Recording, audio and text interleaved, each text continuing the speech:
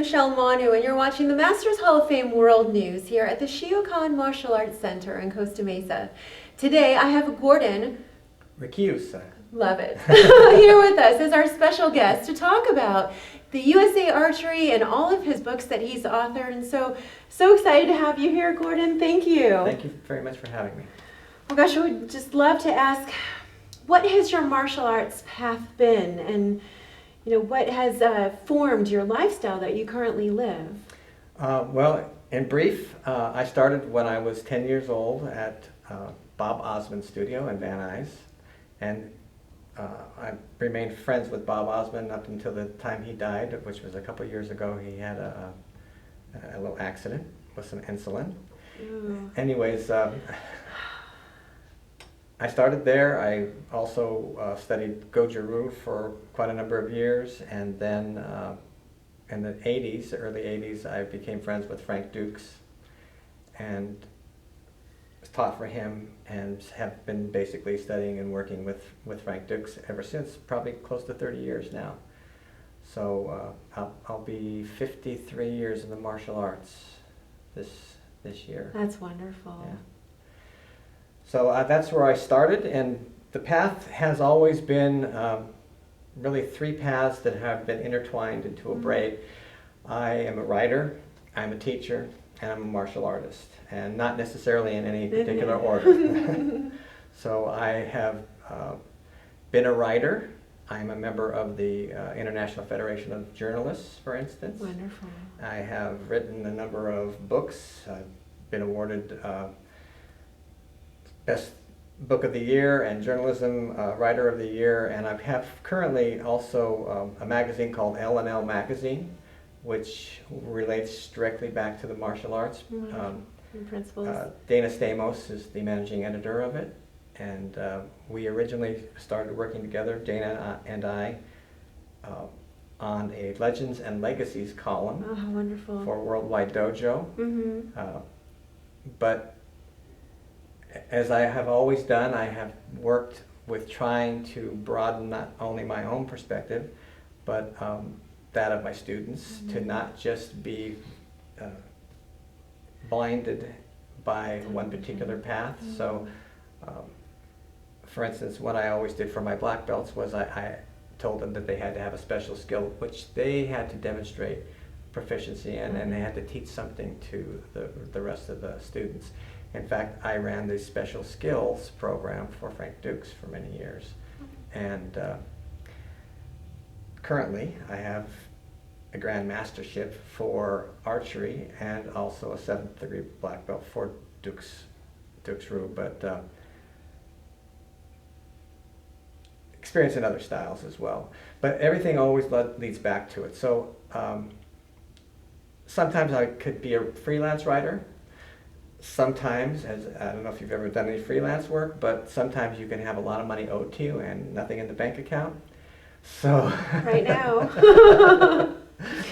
So then I became a teacher of English, and also I worked for LA County Schools and LA Unified School District. But I also worked in the LA County jails. Right. As a teacher with the inmates. After putting in about 7 years in psychiatric institutes and working at the Youth Authority in Hawaii, for instance, working with the inmates there. I was the staff at night. I was the night watchman on the staff in Hawaii and on Oahu. Wow. Well, you're also the director of Five Birds Industries and Martial Arts. Correct. And so now that encompasses all you just talked about, or what else does Five Birds deal with? Well, Five Birds Industries was basically created so that I could do all of these varied things and put it under one umbrella. Sure. And so I'm a teacher and a martial artist and a writer, and it all comes under Five Birds. And I publish now. I'm also the co-star of a TV show on Laguna Woods, which is the old Leisure World. Yeah, correct. In Orange County. I'm on their Channel 6 now for a couple of years at least with my wife, who really is the star. I'm known as the other guy. Oh, the other guy. That's never beneficial to be the other. Oh. But we do a show for them. We write and produce the whole thing ourselves. Oh, that's wonderful. It's Well, let's talk straight about this. They're interrelated. If you just show the audience Okay. and talk. I mean, this is highly influential in everywhere Yes. that you go, everyone that you speak to, everyone that you teach. And I was wondering if you can talk to the audience a little bit about both of these books. Well, this book, The 5 Principles of Chi, was originally written because my students said we would like to have something in writing. And so I love that photo. to give them something. Beautiful. This was taken in the Mammoth area. No, of course. Not Up at surprised. Shadow Lake, near Shadow Mhm. Lake. This water's falling out of Shadow Lake, in fact. And it's ice cold, by the way. Oh, But there's always been a classic Goju-Ryu photo of beautiful. the I'll take master, that one the for cat himself, Thank you. underneath the waterfall. So, like I said, I always like to do things by example, and so I And said, there you are. I can do it. I'm going to get into there and take that picture. So I just thought that was a really nice picture, and I've always used that one. Well, thank you. But And I've now taken please- that concept and I've turned it into this book, The 5 Principles of Everything. And this book has not just me, but it has people like Jun Rhee, Alfred Akitas, Dana Stamos also, Frank Dukes contributed to this book, martial artists, but also people like Steve Galvanoni, who is a multimillionaire and advises other multimillionaires on how to run their business. And he basically is saying the same thing that everybody else is saying. John Harrison, Renee Baribeau, even Barbara Rich, the gradual diet. Everybody says the same thing. If you want to succeed at anything, any one thing, then you have to learn how everybody succeeds at everything. Because it's always the same thing. It's discipline. It's taking responsibility. It's following a particular path. It's seeing how things relate to you. It's you. understanding that one of the things, of course, we always want to see, and I tell this to my writing students even, is what can you get out of anything? You don't do anything unless you're going to get something out of it. We call it the principle of benefit in the book. I But see we that. call it, we Chapter refine 5. it. Yeah, we refine it by saying the principle of mutual benefit is even better. If you can get something out of what you're doing and you know that it's not violating any of the basic principles of Chi and hurting anybody else, that's really the way to succeed. So, they all kind of funnel back to the same place, which is archery for me. For you. Because in the book, of course, I do have a chapter on, I have a chapter on swimming. I have a chapter on archery, Health and healing and recovery. health and healing, just basic stuff like that. And psychology, I have a psychologist who's contributed And there. learning dance. Right. So there's all kinds of things that relate back to it. In the meantime, Shidoshi. my first completed book of fiction was really how I highlighted the 5 principles, because in the book they talk about the 5 principles. Of course. It's just presented a different way. That's right. Right. As if it's something that everybody knows about, which of course these are fictional characters. Although I have to say that my experiences with Frank Dukes and with Native Americans, because I've had Native American teachers also who were some of them martial artists. Oh, definitely. So it was a unique perspective. I've been allowed to participate in a sun dance, for instance. There was a sharing of ceremonies in Arizona, and I was invited to go to that. Everybody else was kept out, who was not Native American, but it was a sharing of ceremonies between the Hopi, the Navajo, and the Lakota. That's wonderful. So I got to attend that, and was there with Crow Dog himself, Leonard Crow Dog, before he passed away, but he was the Sundance leader. Also, explain a little bit about the patch. Well, the patch, Shidoshi means, if you translate it literally, the 4 ways of the corpse, which is the subtitle of the book. And that is the principles by which the person who was running the organization, who wanted to get the title of Shidoshi, according to the story, and we do, again, it's fiction and we elaborate, but these are the 4 things that you have to have. You basically die to the world, but you live only for the Ru, if you're in charge. So you have courage and valor, wisdom, and benevolence. Those are the 4 ways of the corpse. And that's the patch I use for Dux Ru Archery now. It's beautiful. So very nice, thank you. So moving on to the Panda Chronicles. The Panda Chronicles is based on actual experiences of Rico Rose, who is a police officer who was shot by one of his own men during a drug bust in the early 80s also, right about the time I met Frank Dukes. But he actually won the first, or the largest rather, individual settlement. As he was shot by one of his own men, he had to retire, so the workers' comp basically gave him $3.5 million, or thereabouts. It's sealed. But, sure, of course. Yeah, very familiar with that. Rico is well known in private investigative worlds. I call him the Mexican Jewish Sherlock Holmes. Oh, okay. And he's a real character, and these are real cases, but again, elaborated upon. But when I met Rico Rose, he wanted somebody to write his story for him because he was going to present the book as testimony in the trial. And my book was written for him, and he read my book as the official testimony in his trial, which won him the money. And then allowed me to put it into the Panda Chronicles, which is, he's still working, so when I take pictures of him, which appears on the pictures that I sent, right.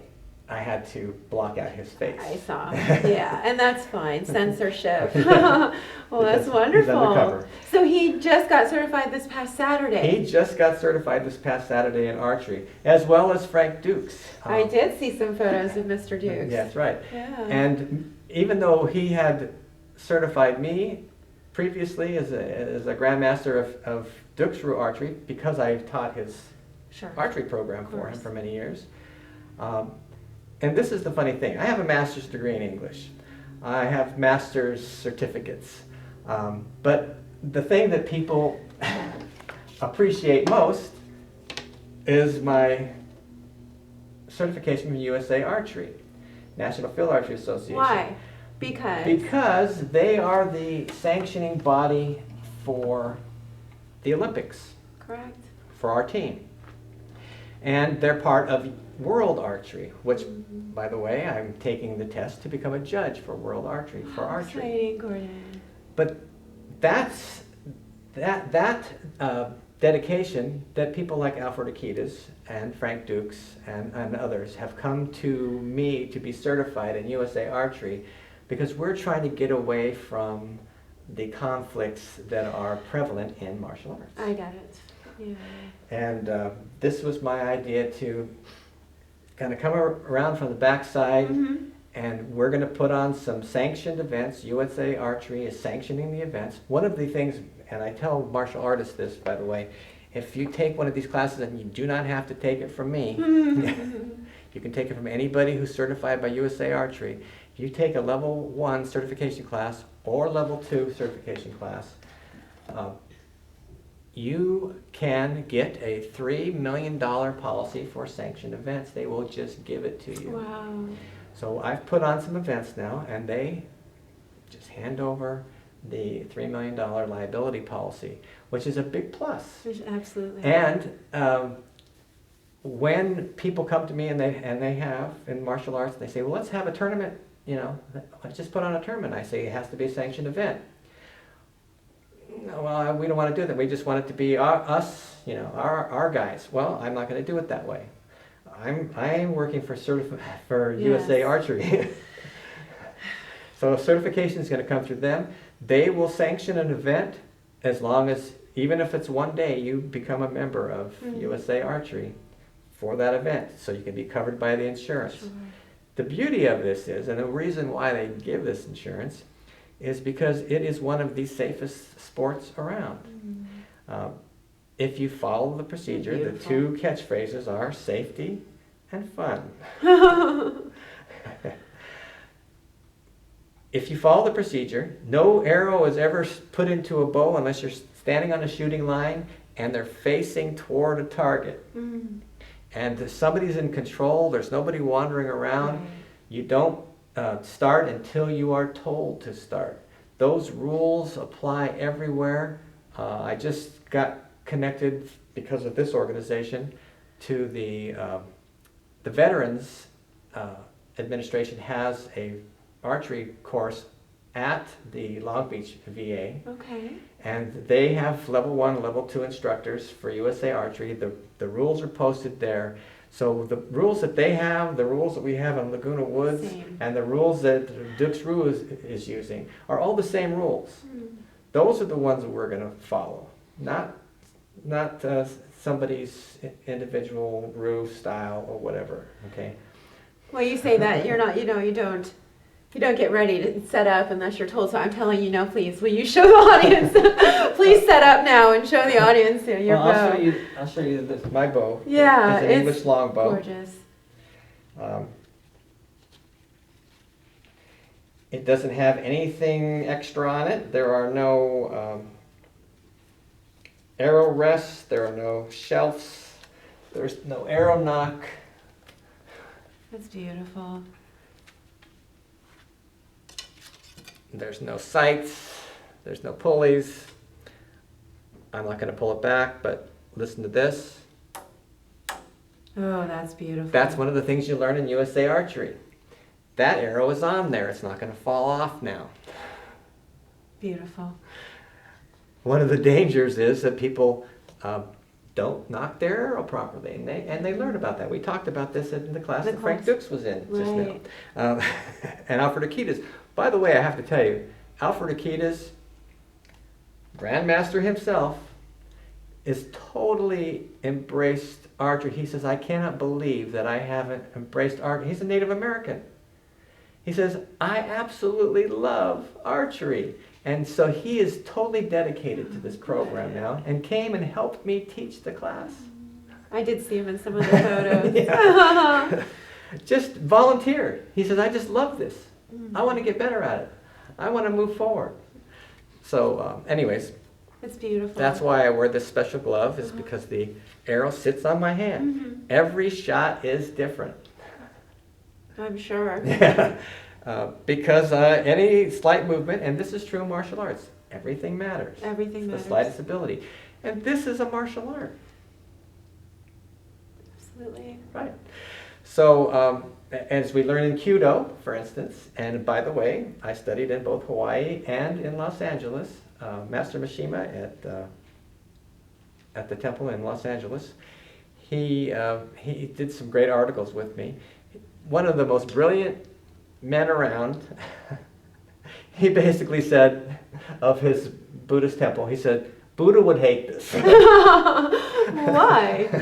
Because enlightenment is an individual thing. He says, I'm teaching archery because that's just what I learned, basically. Sure. I have to go back to my master's degree, which is in English. I wrote my master's thesis on Carlos Castaneda's books, which is the teachings of Don Juan and those kinds of things, and about a brujo, a Native American brujo. Okay, but I wrote him about the books. Carlos Castaneda said he met Don Juan Matus many years ago, and that he became his apprentice. So the similarities between the teachings of Don Juan and the teachings of Buddhism and the teachings of other Native Americans and the teachings of Steve Galvanoni in business are all the same. To succeed, you have to do certain things. You have to, number one, you have to take responsibility for what you're doing. Sort of back and, to the and see exactly the principles. What it is you're trying to accomplish is valuable. So, oops, sorry. It's okay. That's why I'm wearing this shirt today, because I want to talk about Yeah, please do. my final thing is that we in Laguna Woods have been working, I personally have been working on this for 3 years now. I had some of my archery students come to me and they said that they had been trying to get archery in Laguna Woods for many years, and this is a group of seniors. And so I said, well, you know, I'll give you a hand. What can I do? And they said, well, you can just basically take over because we haven't been able to accomplish it. So I went through the steps and I knew about what I call mutual benefit. And so I said, well, who is in charge of this? You know, and what do they need? Right. What can we do for them? How is this going to benefit everybody? And for 3 years, I had to get the law changed in the city because it was illegal. Goodness. Yeah, it was illegal. They had it listed as a firearm. Okay.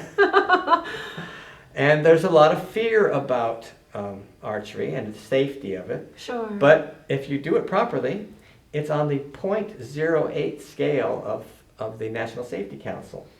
Slightly more dangerous than billiards. Oh, wow. Yes. Okay.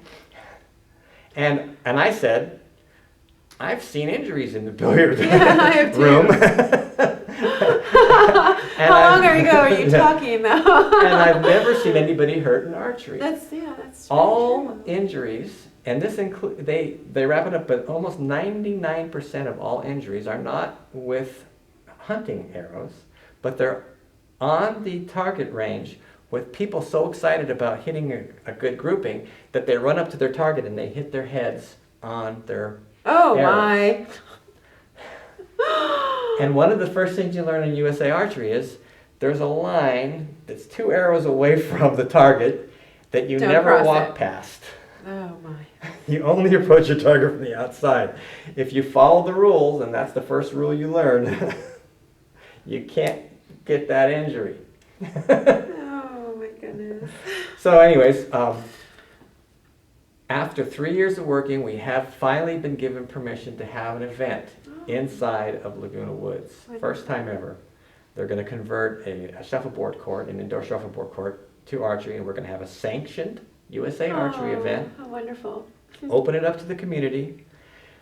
And is my usual case, I am going to turn this into a special event for charity, and you get to bring your own charity. In archery, and competition archery, the whole tournament is called a round. Okay. Every time you stand up to the line and you hear the whistle blow, you get to shoot 3 arrows usually. That's called an end, E-N-D. So we have created Put an End to Suffering campaign. And we are going to shoot and collect money for the Laguna Woods Foundation, for the seniors there. Some of them need food, some of them need medicine, some of them need just companionship or whatever else they need. Right. But all of our proceeds are going to go to them. And then everybody who participates, who will be a USA Archery member, will also bring their charity, and they can keep that money. And they will shoot an end to Alzheimer's, shoot an end to homelessness, shoot an end to domestic violence, shoot an end to whatever. It's beautiful, Gordon. Yeah. And that's what we have accomplished, and everyone's invited. And I encourage every martial artist to become a member of USA Archery. If you have a school, if you have a program available, become a member of USA Archery. Get certified in USA Archery. It doesn't have to be through me. It could be anybody. Right. But this organization supports their members. You get special deals and rates on everything, including equipment and services. Grants offered by companies like Easton, the archery company. Right. If you're a member and is certified, they will give, and you have a program like the Junior Archery Development Program, Olympic Archery Development Program, JOAD it's called. If you have a program in place, or a senior program, they will give you ballistic curtains for protection. They'll give you targets, they'll give you bows, they'll give you arrows. And even if you just want to rent those, if you're a member, if you don't want to apply for the grant. They will give you 12 bows and enough arrows for 12 people and targets and a place What to a wonderful hang. company. Yes, absolutely. For just the shipping cost. Wow. So That's it's wonderful. basically a loaner program, but you can, if you want to put on a USA Archery certification or a JOAD program for the summer, for instance, you can do that and have the support, have the insurance, and have the equipment. So you're fully set up. You also get to try out the equipment. It's almost nice. That's one of our main goals in Laguna Woods and many other programs that I'm involved with, Boy Scouts, Girl Scouts, or whomever. But we just let people come and try it for free. Just come on. You want to shoot? Almost everybody comes to us and says, I used to do that when I was a kid. Well, why'd you stop? Right. It's the same reason people stop anything, is because they aren't getting something out of it, or they aren't following the rules. Most people say that they hit their arm. I got a big bruise on my arm, so I just gave it up. USA Archery says, before you take your first shot, learn about the equipment. Prevent accidents before they occur. In the 5 principles, we talk about conflict avoidance. It's always better to solve problems before they occur. Actively. Before any accidents happen. And that's just the way that we start off. We start off thinking about what could go wrong. Okay? Almost like a risk manager. That's exactly it. Risk managers love me. I can see why. Because I say, okay, what are your concerns? What are you worried about? Do you know why I think people love you too? Is you're so authentic. You're sitting here and I can tell that there's this, I wish you could feel what I could feel right now, audience, is that you genuinely love what you're doing. And you just want to tell everyone about it. Thank you. And Yes. I'm grateful that you're here today to be able to have this avenue to be able to talk about it. And I hope that they can feel what I'm feeling from you. Do we have time for one more story? One more story. Yes or no? 5 minutes, I'll make it work for you. I was in jail. Okay? I was sitting in my classroom in jail. I'd been there for a long time. And the phone rang, which never happened, right? I'm here with maybe 100 inmates. The phone rings. I go to the phone. I pick it up. Hello, sir. I'm looking for Gordon Richiusa, sir. I said, is this Bobby? I recognize this kid's voice. Is one of your students? This was somebody that I knew in a Hathaway Home for Children. He was half Native American and half white. When I started working with emotionally disturbed in residential treatment, my first night there, a little kid came. I'm practicing martial arts and I'm writing my master's thesis. This little kid comes around, peeked around the corner. He's got a Billy Jack hat on. Oh. Yeah. And so I said, come on out, and I talked to him, and I got to know him, and I encouraged him about his heritage, etc., right? Just worked with him for a long time. Anyways, 20 years go by, right? And I get his phone call, and he says, yes, sir, I've been looking for you. I said, have you been in the service? And he says, yes, I have. How did you know, sir? I said, you can stop calling me sir. We're practically family. Yeah. And well, how did you find me, number one, and why? So he had gotten out of this school, gotten his diploma, of course, gone into the military, served honorably, had found his maternal grandfather, who was the medicine man on the Paiute Reservation in Nevada, and was learning the old ways. And he says, I just wanted to say thank you for something that you said to me all these years ago. And I said, what was it? And he says, you told me that there was more than one way to breathe. And I said, you got to give me the details. So the details are that he was having a freak out one day, and I came in, and there's 4 adults sitting on this poor kid, holding him down, and I knew I couldn't just grab them and drag him off. I sat down next to him, and I said, look at how you're breathing. And he's going, Yeah, just relax. and I said, just concentrate on your breathing and watch what happens. And so he slows his breathing down, and he relaxed. Yes. And they got off. And he said that changed his life. Isn't that amazing? Yeah. So you never know what's going to change somebody's life. And you never know when you're going to get that most valuable reward, which is just him finding me just to say thanks. Oh, wonderful. For that one thing. Many years later. 20 years later. Let's end on a funny note. That's wonderful. What is something that the audience wouldn't know about you? Well, let's see. I lived in a redwood tree. Really? For a summer in Big Sur. We were just talking about Yeah. that. And eventually I became the president of Redwood Recovery, which was giving people jobs who were in recovery from drugs and alcohol to plant redwood trees around the state. Oh, how beautiful. So that's Do you do anything that doesn't impact others? Probably, you have to ask my wife about that. Yeah. But Well, gosh, Masters Hall of Fame is so honored to have you as, alumnus with the Thank rest you of very the much. alumni. Thank you And very much. I we appreciate just it. are so excited about the work that you're doing out there and unique work. And if you want to find me again, Yes, please provide your not contact only information. L and L magazine, also known as legends-legacies.com, but Email address, website. you can contact me directly at 5birds@mac.com, which is FIVEBIRDS at mac.com or me.com, and or G. Richiusa. It's harder to remember how to spell my name usually, but it's Rich, I, United States of America. I love it. You can contact me directly there or through 5birds, FIVEBIRDS, 5birds media at .blogspot.com. That's my website, which has connections to all this stuff. Or just type my name into the search engine and you'll find a bunch of stuff. Yeah. Different articles. Yeah. Well, thank you so much for being here, Gordon. Thank you very much we'll for having me. We'll be following you. Yeah. And of course, you're invited to the well, next thank you. certification I might class, take which you up might on be that. at Cynthia Rothrock's house. Oh, wow. Well, definitely going to go then. Well, thank you for joining us on this edition of the Masters Hall of Fame World News.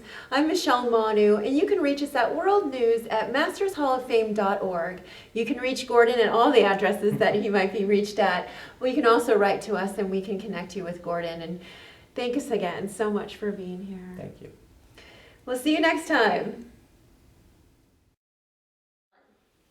Thanks for watching the show today. If you would like to be a guest or know of someone who would like to be a guest on the Masters Hall of Fame World News, please write to us at worldnews@mastershalloffame.org. Thank you and stay tuned.